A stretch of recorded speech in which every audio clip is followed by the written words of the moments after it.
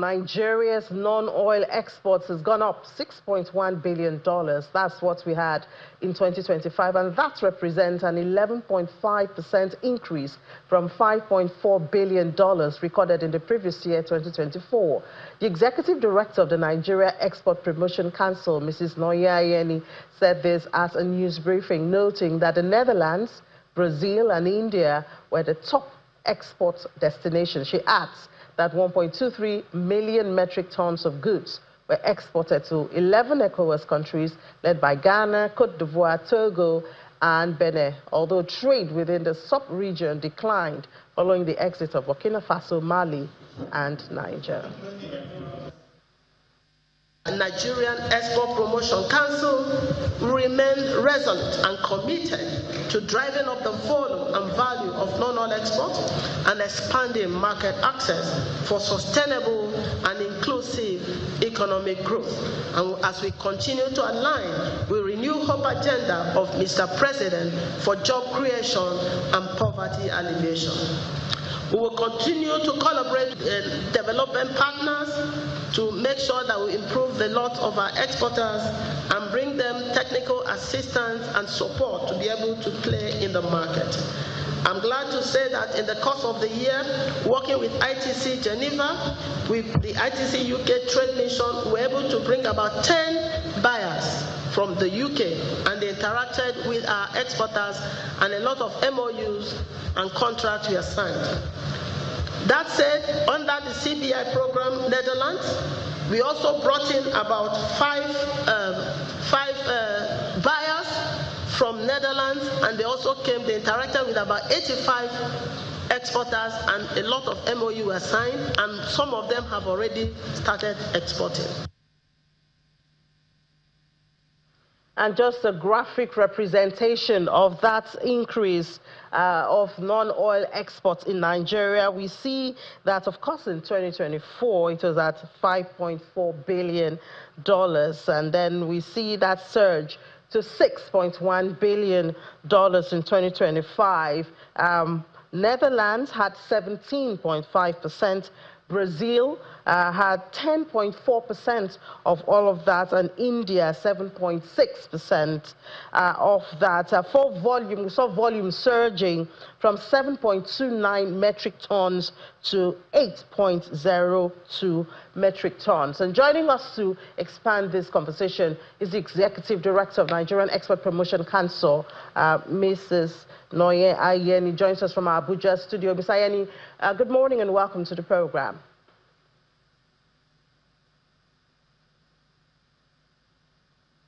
Good morning, and it's a pleasure to be here. Great. So, I mean, last year was a good one for Africa. We saw intra-African trade expand, and Nigeria contributed majorly to it.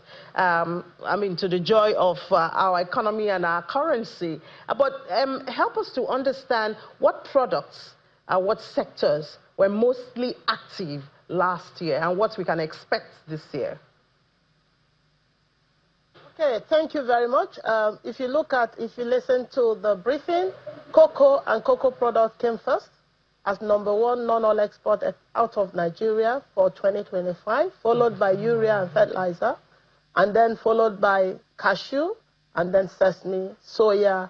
You have copper ingots, you have aluminium ingots, you have hibiscus. Quite a number of products actually had a good showing to different countries of the world. Yeah, and we saw Ghana leading that pack. Unfortunately, we lost some members on ECOWAS.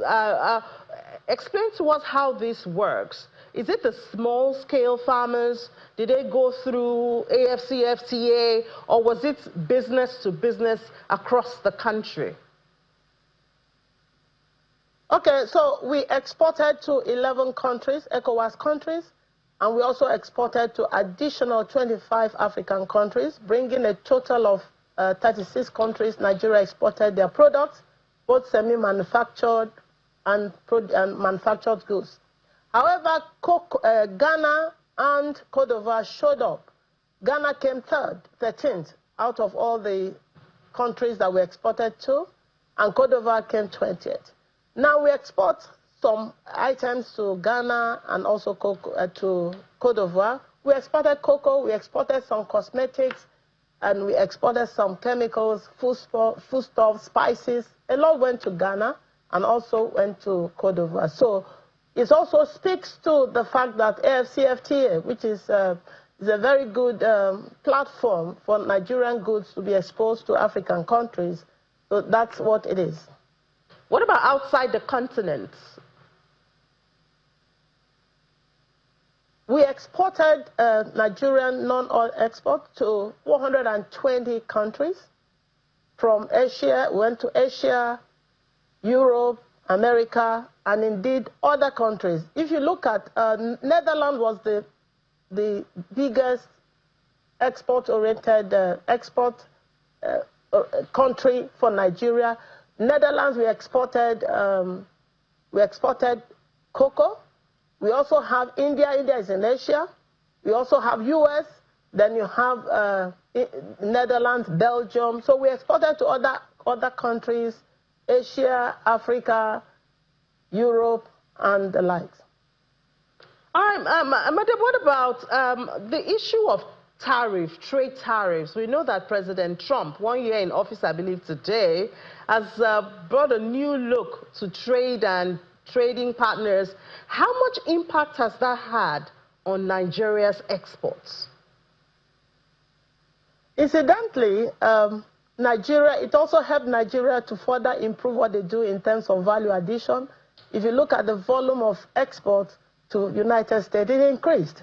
So it helps us to have bigger value addition, and then other products also entered United States. So there was an increase to United States. Okay, what are some of those products that we export to the U.S.? And you talked about value addition, because we've always been crying about how we are exporting our raw materials. How much improvement have we had in the area of value addition also? Okay, cocoa, for instance, went to U.S. We have cocoa butter, cocoa paste, cocoa liquor. So there are value addition to cocoa beans. We also exported textiles, we exported sesame, we exported hibiscus, and some of them went as tea, the sesame, some of them went as refined, some little addition added to sesame. So there's been an improvement towards value addition, and those value-added products found its way to the United States, also increasing the volume of export that went to the United States.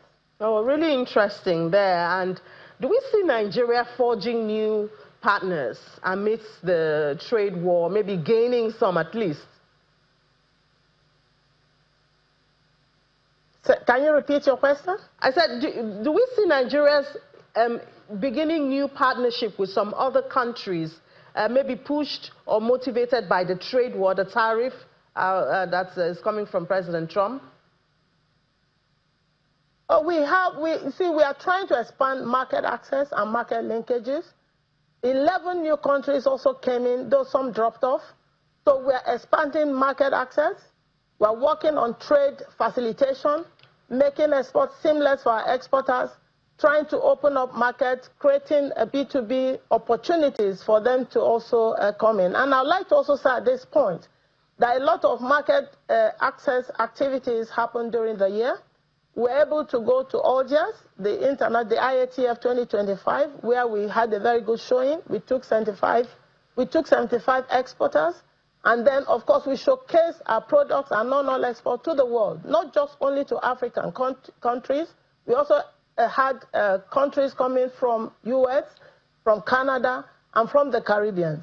So we have the Nigerian non-oil export is gaining grounds to different countries of the world, and we're exposing them, and our exporters are doing great things. What about inward integration? I mean, talking about that issue of adding value. Does the NEPC work with producers, manufacturers back home here to find that, or to help them push one way or the other, adding value to this crop so that we can also expand further?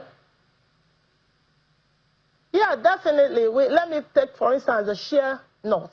We have a common facility center in Shaki. where we have over 4,000 women having access to that, where they are doing light manufacturing and share. We're also building the capacity of the exporters, training them and creating the awareness, sensitizing them on the need of value addition. So there are a lot of common facility centers here and there all over the whole place. And then the large exporters too have done a lot, despite the headwinds and different challenges, which actually led to the increase in the volume of export. For instance, the cocoa that came first, a lot of it were manufactured goods. A lot of it were value-added products. They are not raw cocoa. They are not raw cocoa beans.